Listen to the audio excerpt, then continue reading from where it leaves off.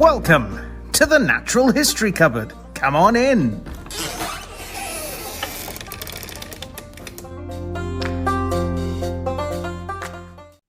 And welcome back to the best natural history podcast on the internet, the Natural History Cupboard podcast, the place where the weird and wonderful parts of the natural world come together. I'm your host, as always, or not as always, but at least temporarily at the moment, Aaron. I'm always one of the hosts. Reading off his script, aren't you? And with me, as has been the case for a few weeks now, is Drew. Hello. How you doing, man? I'm good. How are you? I'm good. I've had a bit of a rough few days, but I'm good. Yes. Yeah. And have you been up to anything? Not a huge amount for natural history base. A few butterflies. It's kind of about it, to be honest. It's been hot. It's been a hot week. Yeah, it's been hot. I didn't want to be outside. The butterflies have wanted to be out, and some of them have come in, so that's nice. But yeah, it's been hot. Apart from today when it rained a lot, and I was really happy for it. It did. I have to admit, it did clear the air, didn't it? So much better. Also, it brought it was still shorts weather. Yeah. Despite it raining, It's still warm enough. Yeah. I'm afraid I've not done anything in the natural world this week. Like I say, it's been a bit of a rough few days since I last saw you. This is the best intro ever. Yeah. So yeah. No. You saw Superman, though, didn't you? I did see Superman. My advice to anybody that likes superhero movies is go watch Superman. And my advice to anybody that really doesn't like MAGA or Trump is go watch Superman. Oh, yeah. Because it really, honestly, I've watched it. There's nothing that would be offensive to their snowflake kind of ideology. Sure. But it really upsets them that people like this movie. So yeah. Well, it's because they called it an immigrant story, and then they kicked off, even though Superman is the ultimate immigrant because he's not even from the planet. He's not even from the planet. This is a conversation I had at work today, and I can't believe this is a conversation that needs to be had. But Superman has been an immigrant since 1935 when he first Action Comics #1. By the way, he's written by two Jewish immigrants that fled. Their families fled just after World War One. Luckily, because World War II was even worse. Yeah, it was coming. They immigrated to Canada and then to America. So yeah, he's conceptualized both in terms of writing and artistry by two immigrant Jews who found themselves in America and who agreed with the actual American dream, not the American dream as it is corrupted into today. But yeah, there we go. For sure. Anyway, this is not natural history. What are we doing? What are we doing this week? This week is it's International Moth Week, isn't it? Yes. Yeah, and I think it's National Moth Week. Is it national? Right. The Americans, I think, started it, but I do believe that it's spread out since. Yeah. Yes. I think I said this last week. I'm not like super knowledgeable about Lepidoptera. Nor am I. But I got the word right first time this week, which is a massive improvement. Yeah. But I do have some. No editing, genuinely. No editing. It was straight off the tongue. That was off the cuff. Yep. I think that's the second time in this intro that I've done the double fingers, so I think we can move on. Yeah. No, I'm looking forward to this because this is going to be a learning experience for me too. Good. Yeah. Yes. So yeah, National Moth Week. We've got a few moths for you. We should say probably as well that the Professor Gareth was supposed to be. He was supposed to be his triumphant return this week. Well, kind of, and then he disappeared. Then he was going to disappear again. Yeah. Kind of like a false start, triumphant return. Yeah. But as you can see, he's not here. He's not. So we do have 3 moths. One of them is written quite hastily by my partner Jess. But I think it's pretty good. But yeah, we're going to show off 3 moths for you guys, and hopefully you will enjoy it. Up and away. Yeah, which works for both moths and Superman. Perfect. There you go. It's the perfect melding. It's the creature feature. So of course we're into the Moth Week special. 3 moths. Pretty cool moth species to feature as creatures for this week. And Drew's going to take us out first. What have you got for us? So one of the moths that I'm going to be covering in this celebration of National Moth Week is one that we briefly talked about before, more in the sense that we've seen it around, rather than any sort of feature. But it's, of course, the hummingbird hawk-moth. They're great. When it comes to uniqueness, this moth does some very heavy lifting. Yeah. At least when it comes to other moths. It is named after another animal, obviously the hummingbird, to which it shares very similar feeding behavior. So hummingbirds are definitely something that we should probably feature at some point. I'm more than happy to do a hummingbird at some point. That'd be cool. If not, a collection of them, potentially, because there's loads and loads and loads of them. But anyway, this is National Moth Week, and it's, of course, about citizen science and surveying moths, usually at night. But this particular species, the hummingbird hawk moth, is a day walker or day flyer. A day walker. No, like that. They prefer sunshine, but will also fly at dawn, dusk, or during the rain. The latter, which is very rare amongst moths and butterflies, they don't like the rain because it weighs them down. Yeah. This one doesn't care. They are somewhat migratory, so they go far south as India to Vietnam in Asia, and Senegal across to southern Libya in Africa, and as far north as northern Norway and Iceland to eastern Siberia. So it's a really broad range. Pretty adaptable. Pretty adaptable. Kind of lots of habitats. The leopard of the moth world. The leopard of the moth world. But there's a significant sort of mid-range between those areas where they are resident all year round. So they migrate between those sort of extremes, but we will get to that a little bit later. So how do they live? So they usually produce 2 or more broods a year. In the southern range, they can produce 3 or 4. So that's in Africa. The up to 200 eggs or over laid by one female are spherical with a 1 millimeter diameter and are glossy pale green. They look somewhat like the host plant, which is Gallium, which is a large genus of plants that are sometimes informally known as bedstraws. Are you familiar with them? Probably know what they are without knowing what they are. Yeah, I would say. So their favourites are hedge bedstraw, lady's bedstraw, and wild madder. I think madder was the plant that was used to make red dye a long time ago. Okay. We were sort of talking ancient medieval. That's interesting. Sort of eras. But yeah, so Gallium also includes a plant which people may be more familiar with called goosegrass, or my favourite name for it, sticky. Bedstraw. So it's one, the kids that throw at each other and stick to each other's kids. backs. No, sometimes, child adults as well. But yeah, so once as moth has laid their eggs, about 6 to 10 days after laying, those eggs hatch. The caterpillars start yellow, but they turn green with 2 creamy grey stripes along the sides, with a purplish red to blue and orange horn at the rear. And this horn distinguishes it as a hawk-moth caterpillar. So all hawk-moth caterpillars, as far as I know, asterisk, they have this little horn. They feed off the host plant until they are ready to pupate. And whilst weather dependent, this can be as rapid as just 20 days. Yeah. They pupate in the debris of the host plant they probably ate to death. Or on the ground under the leaf litter nearby. I couldn't find an exact frame for how long it takes for the pupa to become a moth, but in above average temperatures in the UK, the overall laid egg to moth can be as quick as 40 to 45 days. Can I interrupt you for a second there? You're saying that's a quick turnaround, which to me, as someone who doesn't normally deal with invertebrates, I'd say so. Yeah. Is it quick turnaround for moth? I don't know.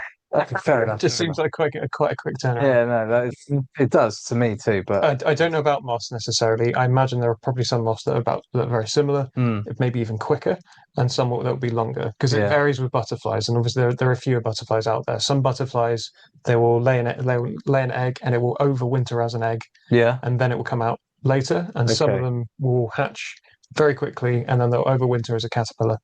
So a long time. Yeah. But for this moth, they pretty much lay egg. Caterpillar, pupa, adult. Yeah, so as you were saying, it's just over a month and a half from egg to moth. Yeah, well, so about 2 months. Yeah, about 2 months. It's pretty quick. Which seems quite quick. To be fair, I didn't actually compare it to other moths. Fair enough. It's just worth asking, isn't it? Yeah. But yeah, so now we are with the adult moth, and we're now in big boy territory. Not because they're big. Their wingspan is only around 5 centimeters. They are mostly covered in light greyish brown hair, with a slight black and white checkering on the abdomen, The hind wings are orange with a black edge, so not especially colourful, but this, it's a modest moth. It doesn't want everything, but it does want something. Right. It wants sweet, sweet nectar. Mm. So how does it get that nectar? It's straight out of the same rule book, really, as what the hummingbird was reading. First, our hummingbird hawk-moth has to find suitable nectar-producing plants, and thankfully their visual abilities have been studied extensively. And in fact, many facets of this moth are heavily studied. We know quite a lot about them. They can see in colour, and they have 3 cones like we have, but they can discriminate colours better than we can, and even better than the western honeybee. And yet, they have fewer eyes within their compound structure than other insects, ultimately just more complex. So when they found their flowers, specifically they feed on flowers with tube-shaped corollae. That's a fancy word for the petals. And they're particular to red valerian, honeysuckle, jasmine, evening primrose, and buddleia. But yes, how do they access the actual nectar? Again, straight out of the hummingbird rulebook. Hummingbirds obviously have the very long beaks and they've got very long tongues. Hummingbird hawk moths have a very long proboscis, measuring at nearly 2.5 to nearly 3 centimeters. At rest, the proboscis is curled up underneath them like a hose, at least one that's been put away properly. Yeah. We know the people who don't do that. Yes. Yes, we do. But yeah, when in use, this proboscis is extended and inserted into the flower to suck up the nectar. To hold them still whilst they suck up the juices, because this takes a bit of time, they beat their wings rapidly, again like a hummingbird. Yeah. How many beats per second do you reckon these guys can manage? Oh. 215. Oh, okay. It's not much. Oh, 80 to 85. It's 80 to 85 beats per second, which is insane. It is, yeah. It's not as insane as what you were making. Yeah, but I was trying to aim high because I was thinking it was going to be lower. Yeah. But yeah, 80 to 85 beats per second. That's amazing, isn't it? Really quick. Try to flap your arms 80 times a second, because you will hurt yourself. You can't. You physically can't. It also rotates its wings in a sort of a figure 8 motion. Like a bird, yeah, like a hummingbird. Like a hummingbird, which allows it to stable itself and hover. It can also move from side to side. So the wings beat so quickly as well that there is an audible hum as it flies. So you often hear these moths before you see them. However, we can hear it. It can't hear itself. Which I assume it doesn't care about. I guess not. It can't hear at all. Presumably this is a feature, it's not a bug. As it may well deafen itself, pretty much, which I can imagine. You're beating your wings at 80 to 85 beats a second. I suppose the way to... Yeah, imagine... Doesn't come out.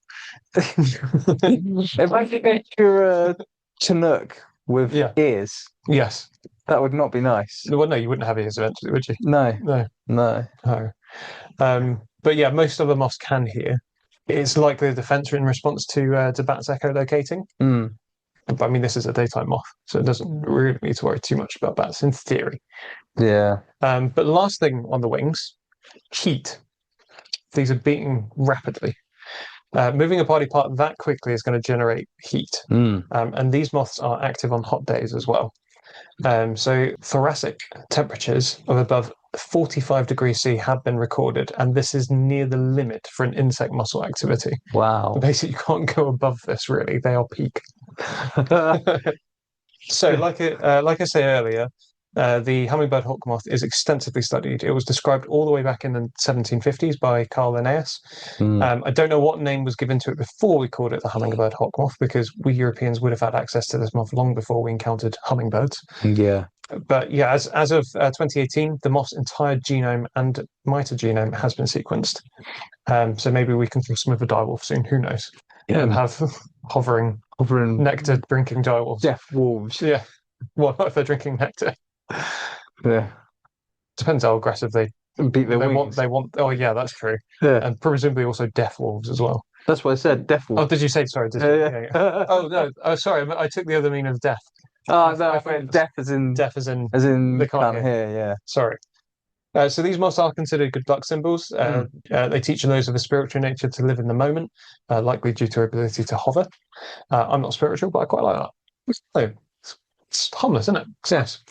And there is a famous case that a swarm of hummingbird hawk-moths was seen crossing the English Channel the day of the Normandy landings in World War II. And that was before we hated things crossing the channel.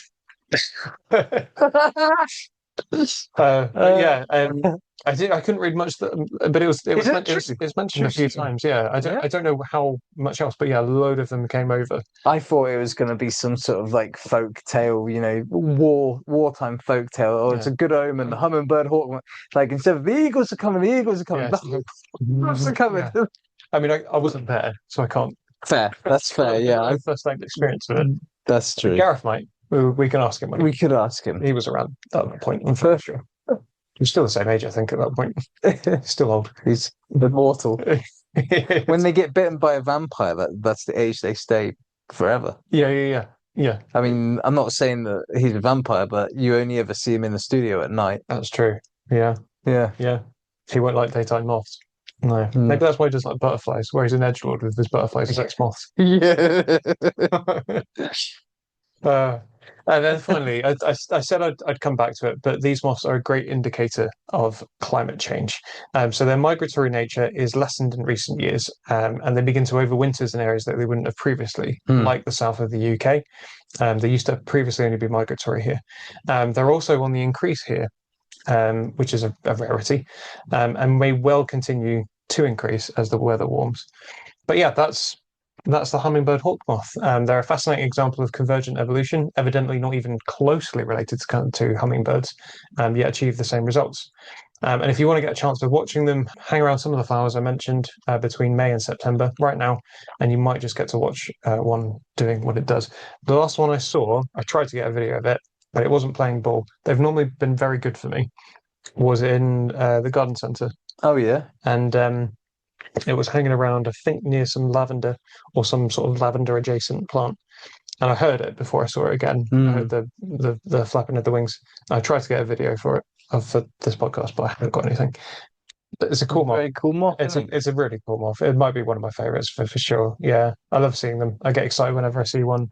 And if you video them in slow motion, it's absolutely fascinating to watch. Yeah, I bet. Watch those wings just beating. I can't say I've ever seen one in slow motion, but I can imagine it. Very cool. Because I've obviously seen hummingbirds in slow motion. Yeah. You can't really escape that. If you're into natural history, you will see a video of that. Yeah. And it's very cool. So well, yeah. So we'll move on into your moth. My moth now. Yeah. Okay, so my moth of choice for this year's moth special is a species that I've mentioned before. It's the Lissa zampa. I think I've pronounced that correctly. I'm not entirely sure. And that is the tropical swallowtail moth. Could be Lysa. It could be Lysa, yeah. It's a tropical swallowtail moth. And I've selected this species because it's simply the most impressive lepidopteran that I've got wild experience of. Not the most impressive in my opinion, but the most impressive one that I've seen in the wild. Yep. Of course, that's not to say that this species is of some conservation importance. I'm sure plenty of people have spent time with this species. I myself, as I say, I have. And my first encounter with them was actually in a 7-Eleven over in Thailand. So it was wild, but it wasn't. It was classic wild. It wasn't in its habitat. No, it was. Well, it was in a convenience store. Yeah. The 7-Elevens are their habitat. Well, there's that. Yeah, they are nonetheless an impressively sized moth and pretty cool to observe. Like when you've never been so close to something that big, a moth that big in the wild. So despite also being known as a swallowtail butterfly or a louse brown butterfly, the tropical swallowtail is definitely a moth. It is thick-bodied, with its upper and lower wings fused together. It is of a duller colour than many of its local diurnal counterparts. They're mostly active crepuscularly or nocturnally, but they can be somewhat diurnal. And when they're inactive, they tend to rest their wings in an open kind of horizontal lateral as opposed to vertical, all of which are traits common but not universal to moths as opposed to butterflies. There are exceptions to such rules, so obviously. Yes. The tropical swallowtail is part of the Lysa genus, obviously, and it contains, by my count of related species, 13 known species, including this one. Uh-huh. The Lysa genus is in turn a member of the Uranidae moth family. Couldn't find out what Uranidae actually meant. Maybe I didn't look hard enough, but it. Urine moths. What I was going down the route of Uranus, but because there seems to be a lot of Greek characters in the species names. I went down the less mature route, I think. Really. I saw some Lysa species named after Achilles, Patroclus. There's 2, I think, named after Patroclus. Yeah, and presumably when they die, the Achilles ones get even stronger. Yes, yeah, and they go on a murder rage. Yeah. But he wasn't homosexual. No, they were just good friends. They're just good friends, just cousins. That's what the historians say. Yeah. So this is basically the Uranidae family is basically a family consisting of 700 members spread across 90 genera, which are split into 4 subfamilies, and they're all found. Moths. Yeah. That's moths. Yeah. They're all found across the tropics in Africa, the Americas, and Indo-Australia. It's also an example of a family of moths with rule-breaking members, as several are diurnal and colourful. Yeah. The tropical swallowtail moth, however, is more of a rule bender. At night, it makes use of its dull coloration as a form of camouflage, as you'd expect from predators. But this is equally so during the day, because, as I say, they bend the rules. They're a little bit diurnal certain times of year under certain circumstances. So, during the daytime, this is when that brown color. The kind of darker, duller hues help hide them off against like the bark of a tree, particularly like a rubber tree trunk. This dull coloured wingspan can reach a total kind of wingspan of 16 centimeters, so it's 6.3 inches. Whilst the wings length, it is big. The actual length of the wing is about 7 millimeters, so that's 7 centimeters, which is 2.8 inches. I like how just breaking the fourth wall here, kind of. You wrote. I can see your script, and you wrote it at 7 meters. Yes, and it almost tripped me up because I went to millimeters. The wing's length is 7 meters. There's a bit of behind the curtain. These brown wings are broken quite strikingly by a bright creamish white flash on both wings, kind of creating like a thin chevron like point, aiming or targeting down towards the kind of rump, the rear. I'm trying to think of the artwork that I did for it, and where these go. If you actually look up some of the other species in the genus, a lot of them seem to, or at least a lot that I could find, because I couldn't find pictures of all of them, but they all seem to be brownish hues with a white flash on each wing. Slightly, so this one is like a chevron, like a V, but there's ones that are almost more kind of like parallel. Parallel. It's cool to see how the different species are similar but different. They're different takes on it. Anyway, its range includes a vast expanse of Southeast Asia, including the Andaman Islands, China, the Himalayas, Indonesia, Japan, Korea, Malaysia, the Philippines, Singapore, and Thailand, where they are most common between May and November. Speaking of commonality, this is a species that displays mass emergence behaviours. Oh, that's cool. Yeah, it is. And also mass migration too, when necessary. So they erupt basically into view between May and July in high volume. This peaks in June and is linked to the seasonal availability of the swallowtail moth larvae's host plant, the rubber trees. Rubber tree, nice. And of course, also the end of the bird migration season. Right. Yeah, so avoiding predators again. Yes, If a dry spell coincides with the mass emergence, moths will be attracted to more urban environments, such as local 7-Elevens. And during these occurrences, swallowtail sightings multiply exponentially as the species finds itself near suicidally attracted to bright lights, which seems to be a common thing across moth kind. Moths do like lamp, yes. It just reminds me of, I can't remember if it's A Bug's Life or Ants, where he's don't do it, and the moth goes, I can't help it, it's so beautiful. Zaps himself on the light. It's also worth noting that if I interpreted one of the studies I read correctly, male-centric mass emergences precede female emergences. And the males basically emerge in a far more kind of phased manner compared to the synchronized bursting out that the females partake in.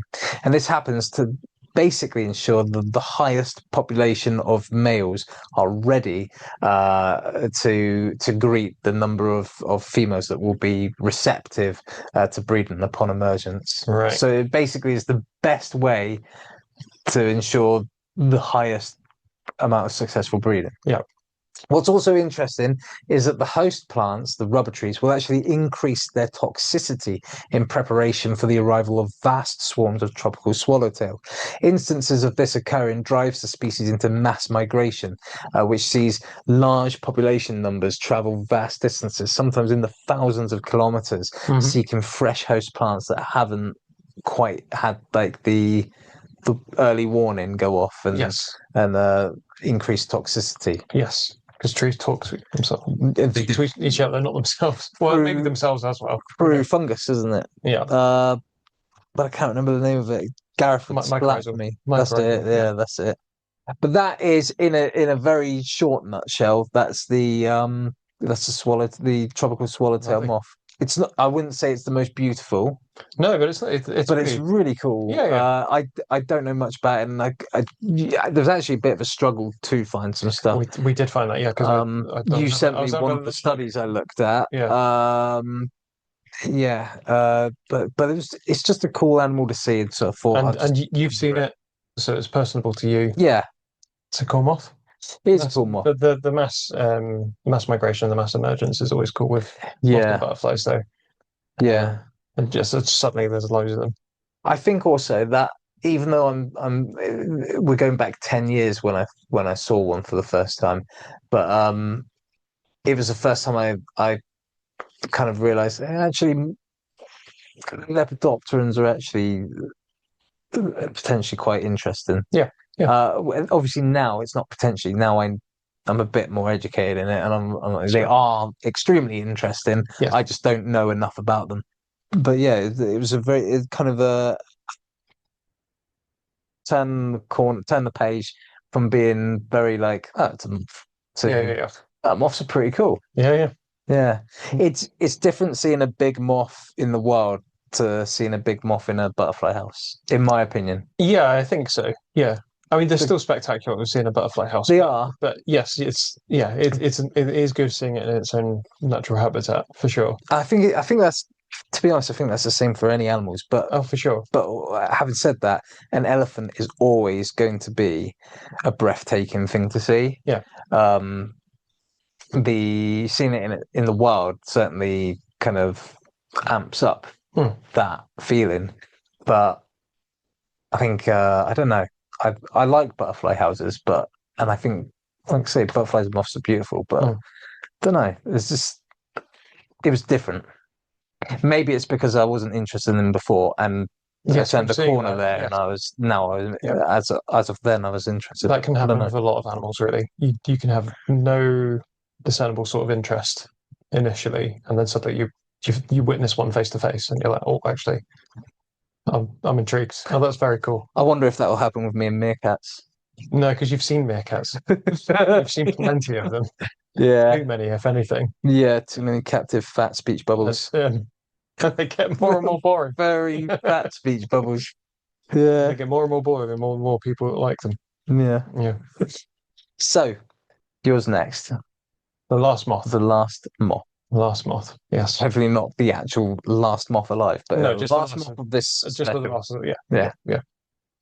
I should disclaim myself about what I just said about meerkats. They're not necessarily boring. They are quite an interesting animal if you dig down deep. But it's the fact that they're ubiquitous and people really like them. I think for the wrong reasons, without knowing the animal as a whole. The fact that they're the most murderous animal in the world is interesting. That doesn't make them boring at all. 19% of meerkats get killed by another meerkat. Their kind of life is interesting. The problem is they're doing pretty well in the wild. Yeah. So they don't really need to be in a captive setting. but No. every zoo has them, Yes. and every zoo seems to feel like they have to have them. Yes, that's the problem. Is you feel like you have to have them because they're so popular. A lot of mongoose species do very similar things to meerkats, for sure. So, and a lot of them need more help than meerkats do. So You're not special, meerkats. That's what we want to say. That's the disclaimer. it's as simple as that. Yeah, you're not boring, but you're not special. Yeah. Anyway, should we carry on with moths? Yeah, please. Let's go off the subject of meerkats. So because Gareth can't be with us today, we were down a moth. To take up that slot, have something special. So my wife Jess has rectified our lack of third moth, by writing up a feature for a third moth. So this is very much her creation, outside of an edit or two. I'm just reading it. I'm saying that so that she gets the credit, not the blame. Well, actually, she can get the blame as well. Yeah. If you get the rights, you get the responsibilities. That's it. Can I just ask, is this the same species that Gareth was planning on doing? Right. It's not. I'd left that. So if we do this again next year, because I've already done the artwork. Here it is. There he is. Gareth was doing the giant wood moth in Australia. Okay, I remember. Yeah. But I don't know that much about that moth. No. Obviously, it's an Australian species. Him bringing it up in the podcast in chat is literally the first time I've ever heard of it. Yeah, it's his ballpark really. So I've left them off to him. Fair. The artwork's still there. Should he want to do it? Yeah, fair enough. And please do it because it took me a while. Pressure's all on you, Gareth. Pressure's on you. No, this is a different moth. Fair enough. So we're going to introduce this by doing a little bit, not a role play as such, but you're going to be experiencing this. This is written for you. Fair. So it's 9 p.m. Oh. It's later than that. Currently. It's 9 p.m. You're still in Southeast Asia from your moth feature. Yeah.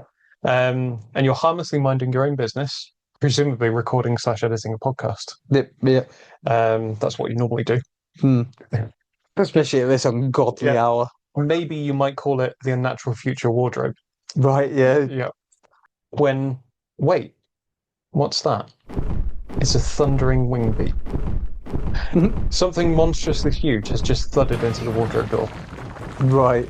Is it a cryptid from an earlier 2021 special? Is it the professor, Gary, stumbling?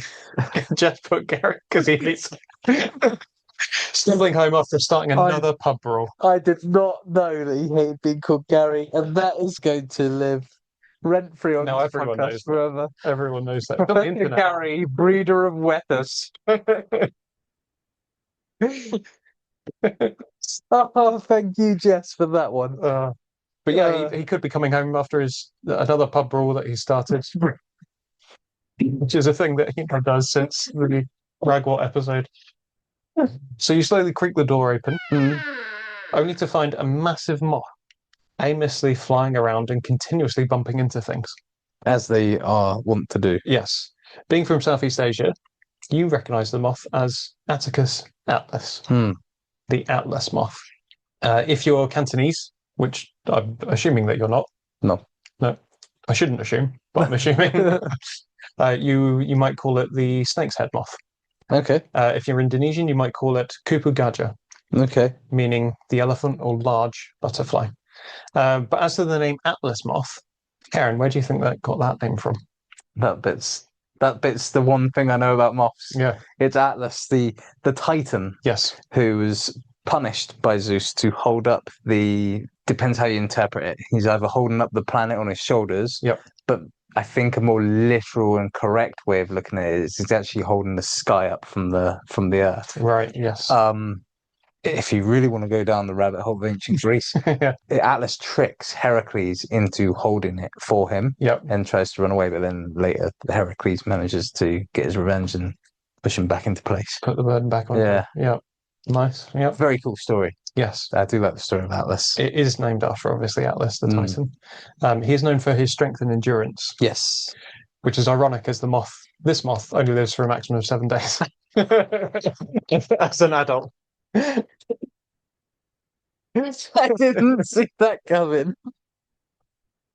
I thought this was gonna be like some sort of like really like durable behemoth.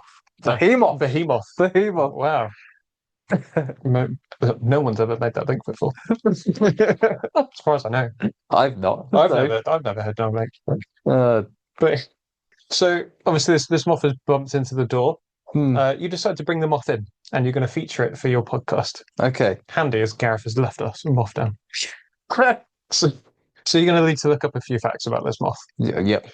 Atlas moths are native to a number of countries across Southeast Asia: India, China, Indonesia, Malaysia, Taiwan, and Hong Kong. Right. Similar to your moth, actually, to be honest. The same similar haunts. Their wingspans are huge. They can measure up to 24 centimeters. This is the closest thing Earth's got to Mothra, then. Well, there's 3 moths that actually surpass it. Oh, really? Yeah. I thought the Atlas moth was the biggest. I thought the Atlas moth was the biggest. Yeah. There. Okay. Until Jess wrote this. Anyway. So the Central and South American white witch. It's not Tilda Swinton. It's a moth. It looks a bit like Tilda Swinton as the white witch. It has a scientific name, Thysania agrippina. There's also the Caesar cobra moth, which is Atticus caesar, so same genus. Kind of a cool name. The Latin name sounds cool too. Or sorry, the binomial name also sounds pretty cool. It looks very similar to an Atlas moth, yeah. Right. Very, very similar. They're from the Philippines, and both that one and the white witch moth have 30 centimeter wingspans. Oh, right. They're a bit bigger. So that's Mothra. Those are Mothra. But there's a third moth. That's the Australian Hercules moth. Sorry, it's not Heracles. Should be Heracles. It's all right. We know how much people today know their names by the Romans. Yeah. But they have a wingspan up to 27 centimeters, and they have the highest surface area of any documented insect. Oh, okay. Across their wings. So again, a little bit bigger. But you could argue as to whether they're bigger than the white witch and the Caesar cobra. But back to our Atlas moth, because we don't have to talk about too many about other moths, because this one's here and he might get offended. Yeah. I think he's already offended. They are drop the sky on us. He might well do. He might give up his 7-day job. They are obviously very brightly coloured. They're red, they're orange, they're brown. They've got white splodges on the wings. As a side note, and I was going to bring in one of the adults. Obviously, they've all gone now. They came out. They lived for 7 days. They've done it. They were in the freezer, but they're quite brittle now, and I didn't want to bring up a really brittle moth to shards of moth to show everyone. But obviously, you'll see pictures if you're on YouTube here. The body within the wings is orange, and it's disproportionately small compared to their wings. Very small compared. Like all moths, they can be distinguished from butterflies by their fluffy feather antennae, instead of the butterfly stem with a bulb in the end. Yeah. So did you notice anything about their wings? Other than they're like the size. I mean, they're beautiful and they're big enough to slap you in the face. Yeah. So they have, because they can, almost like a butterfly, sort of close them a bit vertically. Right, yeah. And it appears to be they've got 2 cobra heads formed on the curved tip of their wings. And cool. Obviously, this is thought to deter predators. Yeah, of course. As opposed to cosplay. They're the original cosplayers. But onto their lifespan, which we obviously said was very, very short, as an adult at least. Eggs typically hatch within 1 to 2 weeks, and the caterpillars emerge. Fun fact, the caterpillar has been likened to look like bird poop. So these moths they're all very complimentary. Yeah, absolutely, very much. But they're all you look like crap. They're all mimics. They even produce a white waxy secretion to further deter predators and parasites. Oh yeah, to look more like bird poo. They own the insult. Yeah, for sure. The next stage is, of course, the pupa. At this point, or the pooper, the pupa, yeah, which is how I actually mispronounced it all the way through the High Brown Fertility episode. Actually, it really bothers me when I watch it. You idiot. The pupa. At this point, the caterpillar forms a silken cocoon attached to a twig or a leaf. I've actually got some right here for us. So these are genuine Atlas moth. Obviously, if you're just listening to this, I would recommend jumping onto YouTube and having a little look. And those are your little silken cocoons. Big, aren't they? Yeah, I mean, yeah, it is big. You can see that. There's a plot for you. Okay. You can have a hold. It just looks and it feels like somewhere between a leaf and grease-proof paper. Yeah. Yes, exactly like that. I think that's a perfect description. Like I've got quite. I'm not big, but I've got quite big hands. You've got big hands. Yeah. For reference, for our listeners in America, I suppose more than those in the UK. He's got bigger hands than Donald Trump. I can. Way big. That's better than what I was going to say. I was going to say I can pick up a full-size NBA standard basketball in one hand and hold it just like that. Yeah. So my hands are like dinner plate kind of expanse. Yeah. Yeah. So that's a big pupa. Big pupa. Yeah. So they last in this stage for about 3 to 4 weeks before they emerge as an adult. Incredible. Obviously, within their 7 days as an adult moth, they only have one goal, and that's reproduction. Like most invertebrates, moths go for the scattershot approach when laying eggs, and they lay as many as possible and hope for the best. In atlas moths, this translates to a 89% mortality rate, with most of the larvae dying shortly after hatching. But how do the mummy moths come to lay eggs? Atlas moths don't travel far from where they first emerged from their cocoon. Well, they only get 7 days to do it. And they've only got 7 days to do it. And unless threatened, only fly when they're looking for a mate. Otherwise, don't bother. Oh, okay. Yeah. So daddy moth and mummy moth, they're both nocturnal. And after a few days of emerging, the female will drop some pheromones on some leaves. The male then picks this up through his antenna, flies to the female, and they do the mothy business. So whilst telling your listeners all about because obviously you're still researching this moth, all about the reproduction of the moth, you get very overexcited and wave your arms about, a bit like a hummingbird hawk-moth. Oh yeah. Yeah.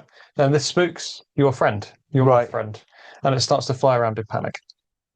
Most insects have a rigidity to their wings that aids them in flight, but not so much for moths. The beating of the wing involves twisting and bending, which makes the motion very hard to analyze.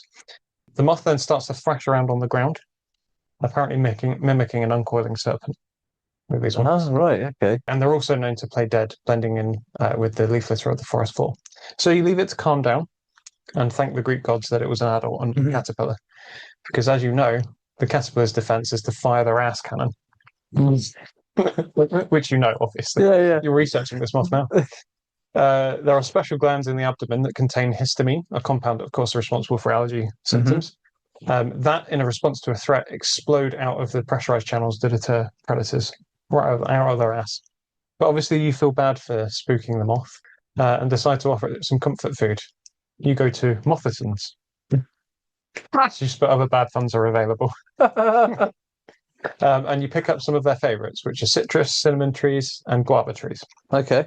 The moth turns up its antennae at the food, and having used vast amounts of energy flying, remains motionless. Why do you think it's turned up the food? I think this is one of the species that can't eat. Yeah, that's exactly right. Once they've become moth. adult, once they become a moth, they can't eat. Yes. So upon closer inspection, you see that the moth's mouth is actually vestigial, and it's only the caterpillars that would actually eat the plants. He doesn't want anything. He can't. Even if he did. Even if he really wanted it. 7 days without. Yeah. Man, I'm not sure I could go 7 days without toast. No, me neither. Me neither. And you think, well, maybe this moth is cold, and warming it up could actually help. So you grab a silk scarf. But again, the moth turns up its antennae. It's very upset. And you suddenly realise that they're in Saturnidae. No, that's Roman, isn't it? Saturn. Saturn is the bastardized Romanized name for Kronos. Right. Father of Zeus. Chronosidae, then. He's a Titan. Chronosidae. That actually instantly sounds better than Saturnidae. But Saturnidae, or Chronosidae as we're now calling it, is the same family as silkworms or moths, and also used in silk production. Right, okay. So compared to silk moths, atlas moths silk tends to be produced in longer strands, and it's said to be stronger and more durable as a texture. But we don't use them like silk moths because ultimately we've cultivated silk moths for a very long time, and their reproduction rates are much more successful.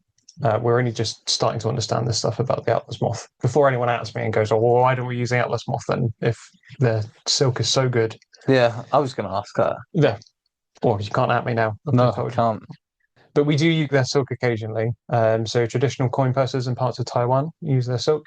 And it's also led to more contemporary applications in shoes, jackets, lampshades, and scarves. So you've committed the ultimate moth faux pas.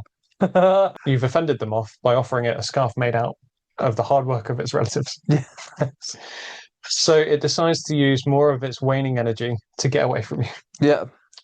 You wrap up the podcast recording and you open the cupboard / wardrobe door, thanking your guest, and you send it bumbling off into the night. It regrets spending one of its precious few hours of life with you. The end. I wonder if it's lost some of the, like, it's taking days off its life. It's just hanging out with me. Yeah. And all those faux pas. Yeah. So thank you, Jeff, This one's stressed out for moth. stressing out a lovely story about a stressed out moth and Aaron trying to record a podcast. Yeah. And try to fill in a moth gap. Yeah, no, thank you, Jess, for doing that. And because otherwise we would have been a moth down. We would have been a moth And that down. was a very entertaining kind of window into the somewhat tortured life of an atlas moth. I did notice, so you asked me like what the Greek origin of the atlas moth's name is, right? Yeah. I did find it interesting that the other large moth is I think it was the one you said was from Indonesia or the Philippines or something. Philippines, like that. yes. It's named after Heracles. Sorry, Hercules. that's the Australian one. Yeah, the Australian one, right? Yes, Australasian. Yeah, okay. Yeah. So that's the moth that took the sky from the atlas moth and then had to trick it into taking it back. presumably. Yes, Yeah. yes. We can assume that. I think. Yeah. Whilst doing so under its bastardized Roman name. I can say that word in that context, that usage, because it's not a cuss word. No. It's a descriptive. It's an adjective. Yeah. Well, that pretty much wraps up our moth special. We'll flutter by on into our emails or other interactions. The sack of interactions. Yes. What was it? The interaction sack. The interaction pupa. The interaction pupa. Yeah. Okay. Bing! You've got mail. Ooh, it's an email. Right, so we are now metamorphosizing within the socializing pupa. Yep. Yes. We've come out. Yes, we are about to open the cocoon of communication. Yes. Lovely.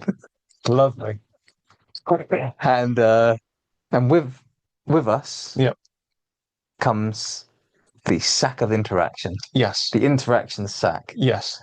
The great emergence. The great emergence of the interaction sack. That's what this segment should be called. The great emergence. The sack emergence. The sack. So last week we asked you guys the question, what is your favorite moth species, and do you have any favorites or regular species that visit you? We've got pretty good comments from this one. There's some really nice species being listed. So first up from Jan Ashbridge, who says peppered moths. As someone from the northwest of England, I'm in awe of this moth that adapted to the polluted, soot-covered environment. Yes. Oh, I learnt about these in secondary school, so Yes. I know something about moths at some point. Yes. The darker moths couldn't be seen and eaten by the birds. Now that happened, this isn't her comment, but that happened during the Industrial Revolution. Yes. And it is a fascinating example of a very rapid kind of adaptation. It's an example of evolution. Yeah. That's just straight evolution. It is. You can't deny that. No. Just really cool. Look into that if you don't know about the peppered moths. Very cool. Really, really cool. Yes. We got another comment also from Jess, obviously my wife, though other Jesses are available. Not this one though. So Jess said the garden tiger moth, also the large emerald, the emperor, the death's head, or any of the funky plume moth family. Yeah, they're very, very cool. And then non-native would be the classic atlas moth. She actually wrote this comment before she then had to do an atlas moth feature. Oh, Gareth bailed on us. Bailed on us. Bailed hard on us. So, He bailed on us the same way his wetters bailed on him. Wow, yeah. But for different reasons. He's just bred. Yeah. Oh yeah. He bailed successfully. Yeah.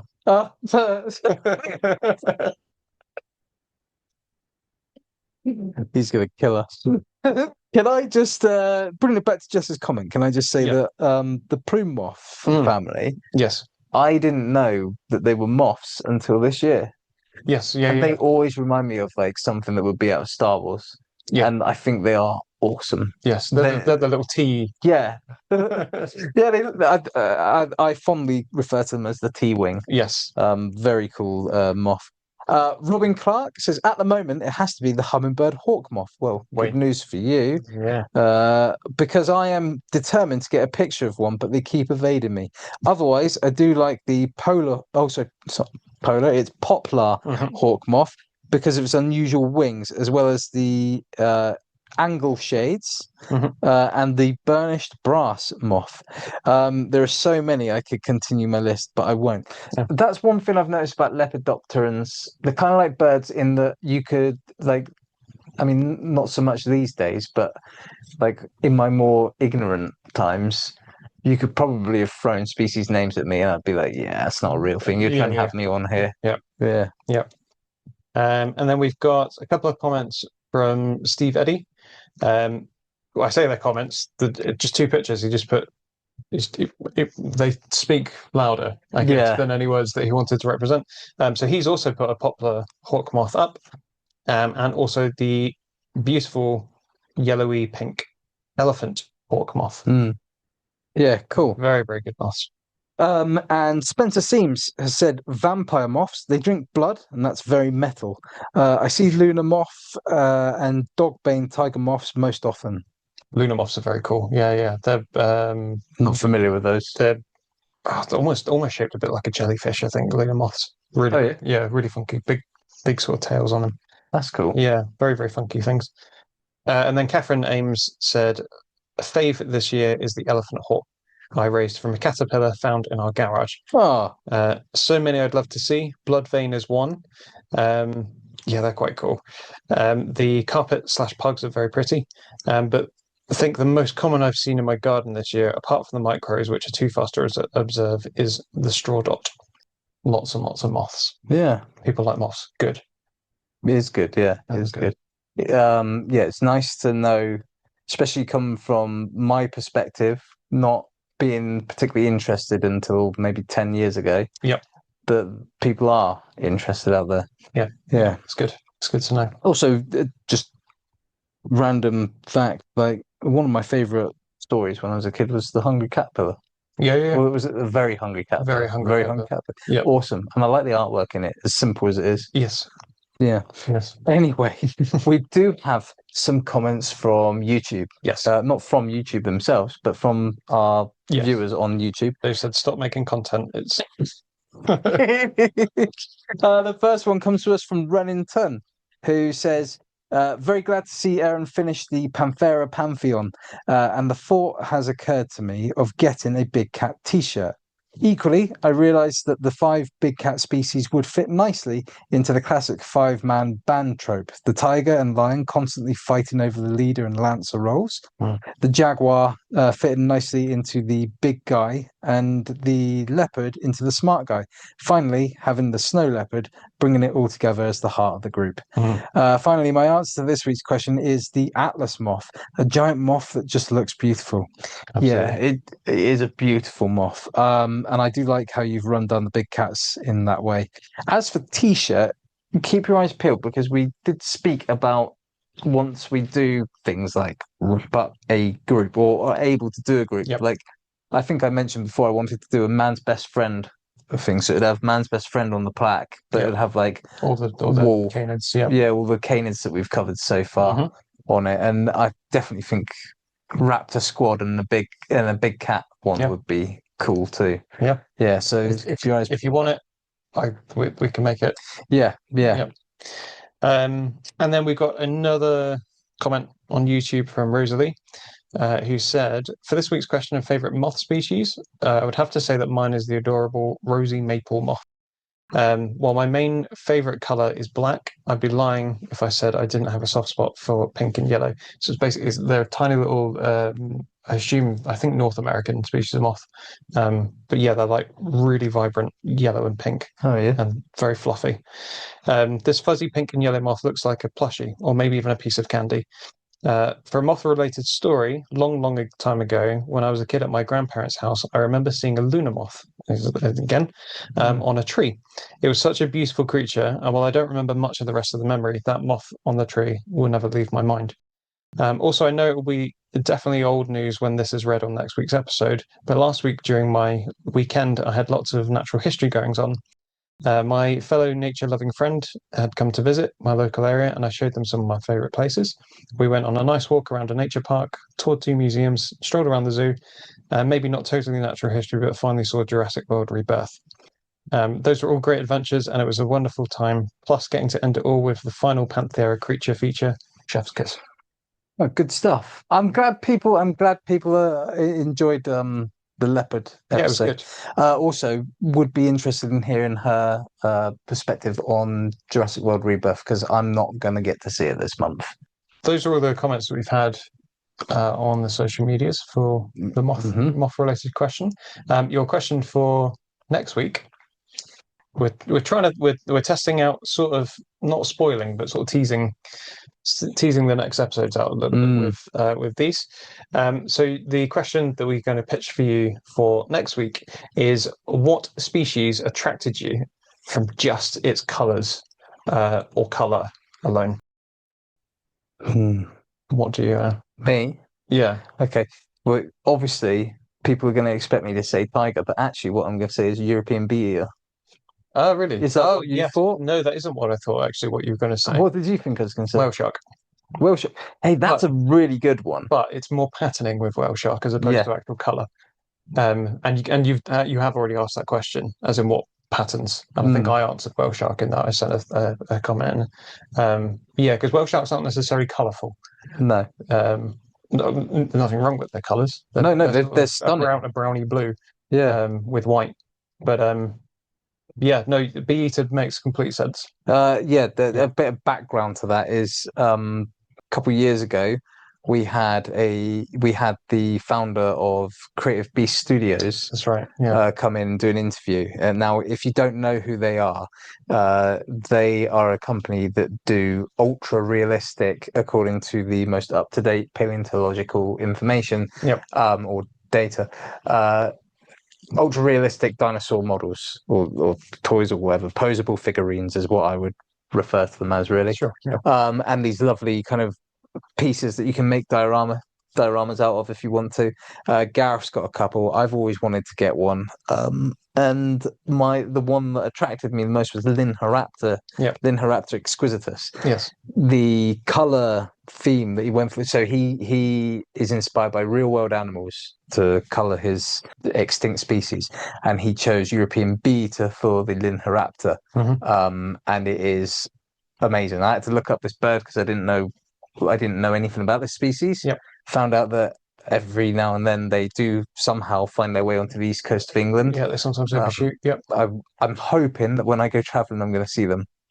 Not bad. Yeah, you're right time of year, I think. So I'm really hoping that. And at the moment, just incidentally, they're the screensaver on Atta's laptop. Oh yeah, nice. But yeah, as soon as I saw the bird with the real life plumage of it, I was like, wow. Yeah. And that is the. I think that answers your question. Like that's exactly what we mean, because it'd be very easy for me to say tiger. Yeah. But no, European bee is easy. Yeah. What about you? Well, mine, I'm not going to say mine because mine is going to be the feature for next week's. Don't be hasty. Don't be hasty, indeed. But I mean, if I'm gonna put an honourable mention. For it's a really basic one, but just the Indian peafowl. For its colours alone, it is absolutely spectacular as an animal. It does a lot with it. But yes, I'm not going to obviously say that plumage gets it into trouble with last week's creature feature. So during the Yes. kind of the breeding season, when the Indian peafowl has its full plumage, Yep. the full pale crane. cane, Yeah. it makes it very heavy to fly, and I think it makes up about 80% of a leopard's diet. Yeah. During that time. So I'm actually going to touch on to that a little bit with this with our next feature. Yeah, because it's got a name. It's called the handicap hypothesis. Oh It's quite interesting. I'm not going to spoil it too much. No, this is interesting. But it does sort of bring Indian peafowl in with it because they have handicapped themselves. Yeah, but yeah, that's amazing. But yes, so that's your question for this week. What particular species attracted you just really from its colours or colour? Moving on from there, of course, you can, if you want to answer that question, you can do so through any of the usual social routes. You've got Facebook, TikTok, Instagram, YouTube. You can also follow us on our on anywhere where you listen to podcasts, whether that be Spotify, Apple Podcasts, or anywhere else. You can't comment, but you can check us out on Teemill, where all Drew's wonderful artwork goes up. We'll have a look into a big cat grouping, but I think these moths would be a really, because we've done some other lepidopteran species before, so that might make a nice kind of collage too. But yeah, you can also get in contact with us via our emails, and we do have one email this week. We'll just apologise to my mum because she has a question for us, and I'm deliberately putting it off because I think Gareth is going to be the best one out of the three of us to answer it. Okay, yeah. I do kind of know the answer, but I really think you're going to get more out of Gareth from it. So politely skipping over that. Sorry, mum. And Jen Greenhall, one of our great Patreon supporters, has sent us in this email. She says, "Hello, lovelies. What do you think of this? Hopefully, it will attract more pollinators to town and fewer Oasis fans." Oasis do suck. I know it's a bit of a hot take. That's quite a hot take. I'm the only person in the world that doesn't like Oasis. But I don't care. I own that. I think that. You know what? I don't like those people very much. I'm going to double down on this. Yeah. Sorry, Liverpool, but Oasis and the Beatles suck. Wow. I think they. They're from Oasis from Manchester. Are they? That's even more offensive to Liverpudlians. Yeah. The Beatles are Liverpool. Yeah. Where's Blur from? They're from I think they're actually more from the south, but I'm not quite sure where. Really? Yeah, and that's why this rivalry turned up because it became a north-south divide. But it was completely fabricated by the media. Yes, of course it would be. Yeah. Okay. Well, then I'm sorry, Manchester. But I'm sorry your music, or sorry, one of the biggest bands to come out of Manchester isn't quite as good as your football teams. But there we go. Can't be good at everything, can you, Manchester? Anyway. Bye Manchester, bye Liverpool. Oasis and Beatles still suck. Wow. Anyway, she continues, hope it's better than the High Line in New York.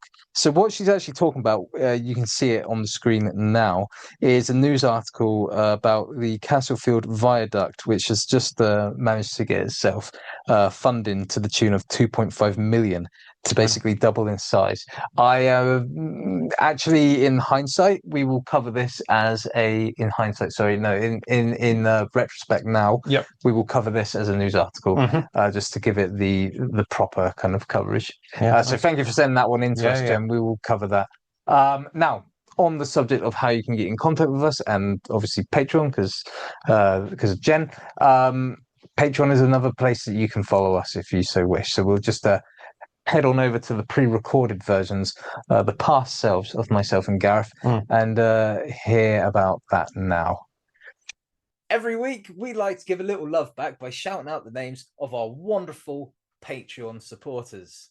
That's right. These are the cupboard dwellers who are kind enough to support us through a monetary contribution, for which we are eternally grateful. And those people are, of course, Fogtober, Jen Greenhall, Connie P, Chelsea McKee, Nick to Nick, Owen Cox, and Matt Geddy. Guys, your financial contributions are actively helping us out here in the Natural History Cupboard in a myriad of ways, including developing our new studio, planning excursions and being able to go out and film on location, considering technical upgrades, and actually making the jump from a solely audio-based podcast to the now growing YouTube channel. And we really can't thank you enough for that. Now, we appreciate all of our cupboard dwellers and the support you offer us through listening, liking, sharing, and subscribing. But if you feel we've earned it and you're considering joining our Patreon, there are two options through which you can do so. That's the Nature Nerds and the Animal Ambassador tiers, which you can find on the Patreon website or links through our social media as well, and each one having different benefits for you to enjoy. And now back to Gareth and Erin in the studio. And we're back in the studio. And that pretty much, I've not forgotten anything this week, have I? I covered Teemill. You did, yeah. But I can cover it again because the artwork is that great that it really does need shouting about. Thank you very much for your work on the artwork every week, especially when I ask you to do two versions of the same big cat. Or four different parasols. Which, to be fair, I didn't say no. No, but afterwards I went, please don't ask me to do that again. Yes, and I do sympathise. So yeah, thank you, and thank you for continuing to cover What's Gareth's Off. It's fine. Been a pleasure to have you in the studio again. It's been a pleasure to be here. And thank you to you guys at home for listening or watching or consuming the content in however way you do. That'll do. We'll see you next time here in the Natural History Cupboard. Goodbye. Bye. I always feel like Anne Widdecombe. I don't know if I've said that before. Anne Widdecombe? Is it Anne Widdecombe, the one from No. No, Anne Widdecombe's the awful. Anne Widdecombe was that awful little Tory, weird politician troll type thing. Oh yeah, I haven't heard anything from her. I mean, not personally. I mean, I've not heard about her in a little while. A little while now, so I'm guessing that like a rock was split in half and she was turned to stone. Got caught in the sunlight or something. Yep. What an awful thing to say about someone. It's a shame I don't care. Yeah, well, she's an awful person. She's not a nice person. For you guys who aren't from the UK, she's not a nice person. So no. Who is it though? Anne. Do you know Robinson? Robinson. Is it Anne Robinson? Yes. You are the weakest link. Goodbye. That's a long way around to get to that. You're with the Natural History Cupboard. Goodbye. So double whammy because of me last week, but I found a moth joke quicker than you did, I suppose. Yeah. So the bad joke for this week is why did one moth kill another moth? I don't know. Why did one moth kill another moth? Because he was part of the mafia. But there it is. It's not too bad. No, that's not the way. It's okay. There were worse ones. There were worse ones.